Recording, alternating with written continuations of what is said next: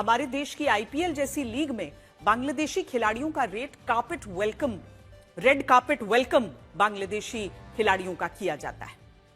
इस बार आईपीएल के mini auction में कोलकाता नाइट राइडर्स ने बांग्लादेश के तेज गेंदबाज मुस्तफिजुर रहमान को 9 करोड़ 20 लाख रुपए में खरीदा और वो आईपीएल के इतिहास के पहले ऐसे बांग्लादेशी खिलाड़ी बन गए जिन्हें सबसे ज्यादा पैसा मिल रहा है।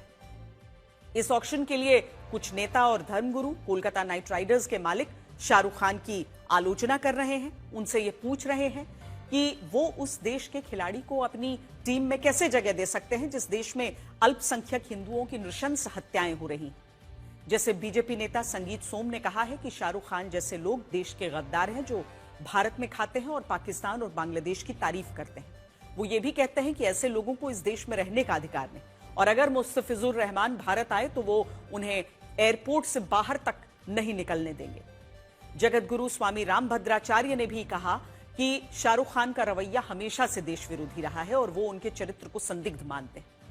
कथावाचक देवकी नंदन ठाकुर ने कहा कि जब बांग्लादेश में हिंदुओं की हत्याएं हो रही हैं और उनके घर जलाए जा रहे हैं तब ऐसे समय में उसी देश के खिलाड़ी को अपनी टीम में खिलाना अमानवीय और संवेदनहीन।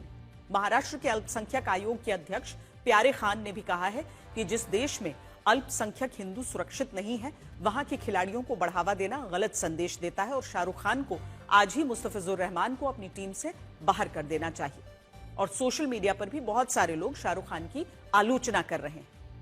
सोचने वाली बात यह है कि शाहरुख खान अकेले केकेआर टीम के मालिक नहीं है। केकेआर टीम जिस night Riders sports private limited company के अधीन आती है उसमें शाहरुख खान के साथ अभिनेत्री जूही चावला और उनके पति जय मेहता की भी हिस्सेदारी है। लेकिन इस मामले में निशाना सिर्फ शाहरुख खान को बनाया जा रहा है और इसका एक कारण यह भी है कि शाहरुख खान शायद मुसलमान है।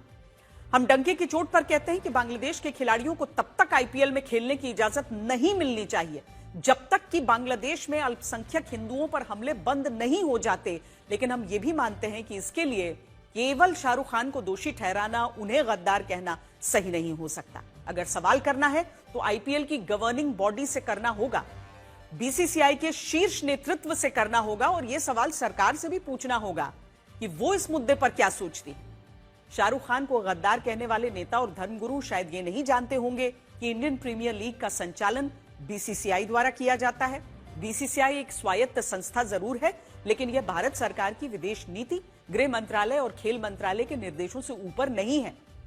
आज भी अगर भारत सरकार किसी देश के खिलाड़ियों को सुरक्षा, कूटनीति और राष्ट्रीय हित के लिए खतरा मानती है तो वो उस देश के खिलाड़ियों पर प्रत्यक्ष या अप्रत्यक्ष प्रतिबंध लगा सकती है।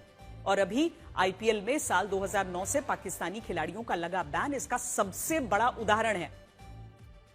यहां हमारा सवाल यह है कि जब बांग्लादेशी खिलाड़ियों पर प्रतिबंध बीसीसीआई और सरकार को लगाना है तो फिर यहां शाहरुख खान को गद्दार क्यों कहा जा रहा है?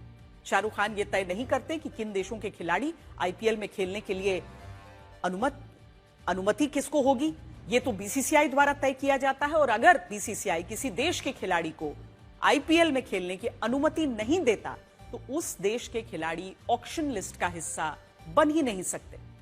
इस मामले में भी बीसीसीआई ने बांग्लादेश के खिलाड़ियों को आईपीएल में खेलने की इजाजत दी जिसके कारण शाहरुख खान की टीम मुस्तफिजुर रहमान को ऑक्शन के दौरान खरीद पाई।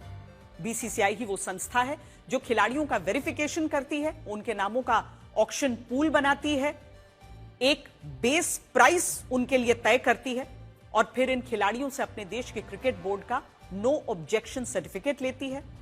आईपीएल के ऑक्शन में इन खिलाड़ियों को अलग अलग टीमों द्वारा खरीदा जाता है। लेकिन कुछ लोग अपनी सुविधा के अनुसार शाहरुख खान का धर्म देखते हुए उन्हें गद्दार घोषित कर देते हैं और इस दौरान बीसीसीआई से एक बार यह सवाल नहीं पूछा जाता कि उसने बांग्लादेश के खिलाड़ियों को आईपीएल में खेलने की इजाजत कैसे दी। यहां एक और बड़ी बात यह है कि केकेआर से पहले मुस्तफिजुर रहमान दिल्ली कैपिटल्स और सीएसके की टीम में खेल चुके हैं लेकिन तब इन टीमों के मालिकों को उस तरह से निशाना नहीं बनाया गया जिस तरह शाहरुख खान को गद्दार कहा जा रहा है। आज हमें यह भी सोचना होगा कि क्या भारत जो रुख पाकिस्तान को लेकर अपनाता है वही रुख बांग्लादेश को लेकर भी अपनाए। पाकिस्तान भारत का दुश्मन देश है लेकिन बांग्लादेश को अब तक हमने अपना दुश्मन देश नहीं माना है। बांग्लादेश के साथ हमारे रिश्तों में अब भी इतनी गुंजाइश है कि हमारे विदेश मंत्री एस जयशंकर खालिदा जिया के अंतिम संस्कार में शामिल होने के लिए ढाका जाते हैं, वहां उनके बेटे तारिक रहमान से मुलाकात करते हैं। ये बात सही है कि अभी बांग्लादेश में अल्पसंख्यक हिंदुओं की जो स्थिति है उसे लेकर हमें बांग्लादेश के साथ कठोर होना होगा और इसके कारण विदेश मंत्री एस जयशंकर ने ढाका जाकर मोहम्मद यूनुस से मुलाकात भी नहीं की है। लेकिन कठोर होने के साथ हमें यह भी देखना होगा कि बांग्लादेश पाकिस्तान नहीं है जिसे दुश्मन मानकर हम उससे सारे रिश्ते नाते तोड़ लें। देश का खिलाड़ी भारत में कैसे खेलने आ सकता है, मैं पूछना चाहता हूं। कैसे आ सकता है वो रहमान यहां हिंदुओं का कत्लेआम करेंगे और शाहरुख खान जैसे गद्दार देश में उन्हें खरीद कर 9.5 करोड़ रुपया देने का काम करेंगे, ये बिल्कुल नहीं चलेगा और भारत की जनता इसे बिल्कुल बर्दाश्त नहीं करेगी। क्रिकेट टीम खरीदिए, हमें कोई आपत्ति नहीं है, भारतवर्ष के नागरिक हैं, आप कर सकते हैं। भारतवर्ष के नागरिक जो हिंदू निधन करते हैं, जो बांग्लादेशी मुसलमान रोहिंग्या अनुप्रवेशकारी हैं, जो हैं, ऐसे लोगों के साथ किसी भी तरह का जो संबंध रखता है वो देश के गद्दार है। तुम एक सीरियल में काम करते थे, छोटा सा काम, 500,000 रुपए पर डे पे काम करते थे। आज उस देश ने तुम्हें इतना प्यार दिया और तुमने कोई सिर्फ एक तुम्हारे समुदाय ने नहीं दिया, हिंदू समाज ने भी बहुत ढेर सारा प्यार दिया।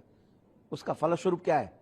इस देश का ऋण कैसे चुकाओगे? ऐसे चुकाओगे बांग्लादेशी क्रिकेटर को लाकर हमारी छाती पे खिलाकर। ये है तुम्हारा प्यार इस देश के लिए? शाहरुख खान का चरित्र क्या है? चरित्र ही नहीं उसका।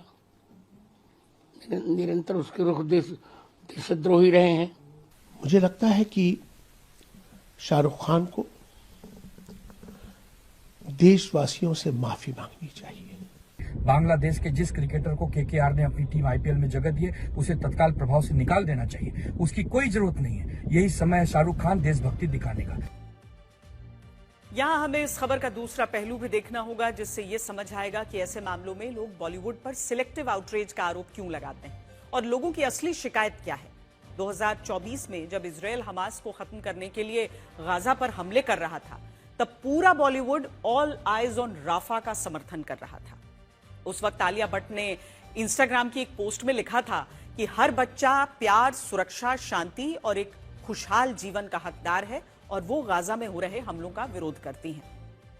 करीना कपूर खान ने लिखा था गाजा में निर्दोष बच्चों की हत्या बंद होनी चाहिए। दिया मिर्जा ने भी ऑल आइज ऑन राफा के ग्लोबल ट्रेंड का समर्थन किया था। उनके अलावा प्रियंका चोपड़ा, रिचा चड्ढा, क्रिकेटर रोहित शर्मा की पत्नी ऋतिका सचदे, तृप्ति डिमरी, समांथा रूथ प्रभु, रकुलप्रीत सिंह, वरुण धवन, रश्मिका मंदाना, नोरा फतेही, जरीन खान, सोनम कपूर, कीर्ति खरबंदा समेत बॉलीवुड के हर छोटे बड़े कलाकार ने फिलिस्तीन के मुद्दे पर ऑल आइज ऑन राफा की पिक्चर को पोस्ट किया था। और अल जजीरा के मुताबिक पूरी दुनिया में 4 करोड़ 60 लाख बार उस एआई जनरेटेड तस्वीर को शेयर किया गया जो इस वक्त आपकी टीवी स्क्रीन पर दिख रही है। लेकिन जब बांग्लादेश में अल्पसंख्यक हिंदुओं पर अत्याचार हुआ, कट्टरपंथियों की भीड़ ने दीपू चंद्र दास की मॉब लिंचिंग की, एक हफ्ते में 7 से ज्यादा हिंदू परिवारों के घरों को आग लगा दी गई, अलग अलग घटनाओं में 3 हिंदुओं की हत्या हो गई, तब बॉलीवुड के इन्हीं कलाकारों ने ऑल आइज ऑन राफा की तरह ऑल आइज ऑन बांग्लादेश नहीं लिखा। और ऐसा नहीं है कि भारत के आम लोग इस फर्क को समझते नहीं हैं। ये सोशल मीडिया का जमाना है जहां हर कलाकार के डिजिटल फुटप्रिंट्स सार्वजनिक रूप से मौजूद रहते हैं और लोग खुद देखते हैं कि इन कलाकारों ने फिलिस्तीन के मुद्दे पर कैसी प्रतिक्रिया दी थी और बांग्लादेश के मुद्दे पर ये क्या कर रहे हैं। उदाहरण के लिए शाहरुख खान ने 2014 में ट्विटर पर फिलिस्तीन के बच्चों के लिए प्रार्थना की थी और ये लिखा था कि बच्चों की हत्या से कोई हल नहीं निकलेगा। लेकिन आज लोग ये भी देख रहे हैं कि वो बांग्लादेश के मुद्दे पर खामोश है और इसे ही सिलेक्टिव आउटरीच कहा जाता है।